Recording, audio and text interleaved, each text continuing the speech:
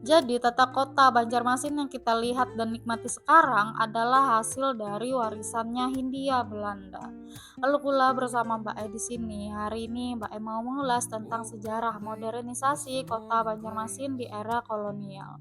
Jadi modernisasi kota Banjarmasin dimulai sejak dihapuskannya Kesultanan Banjar pada tahun 1860. Sejak saat itu, pemerintah kolonial Belanda menjadikan Banjarmasin sebagai pusat administrasi dan ekonomi di Kalimantan Selatan.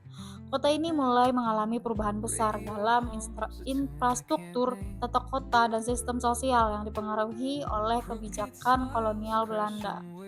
Setelah dihapuskannya Kesultanan Banjar, Belanda membentuk struktur pemerintahan kolonial yang disebut sebagai Karasidenan Selatan dan Timur Borneo dengan ibu kota di Banjarmasin. Kota ini menjadi pusat kendali militer, ekonomi, dan administrasi di Kalimantan bagian selatan dan juga timur. Belanda mulai membangun jalan darat pertama mereka yang dikenal sebagai Jalan Poswek yang menghubungkan Banjarmasin dengan Martapura dan bagian pedalaman Kalimantan. Selain itu, Belanda juga mulai membangun pelabuhan, jembatan, dan pemukiman-pemukiman elit di Banjarmasin. Modernisasi juga terlihat dari berkembangnya sistem transportasi dan komunikasi. Transportasi sungai diatur secara lebih efisien.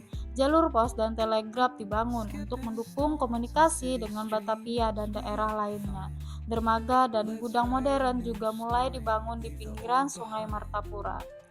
Belanda mulai mendirikan sekolah-sekolah, baik itu untuk anak pribumi dan juga bangsa Eropa.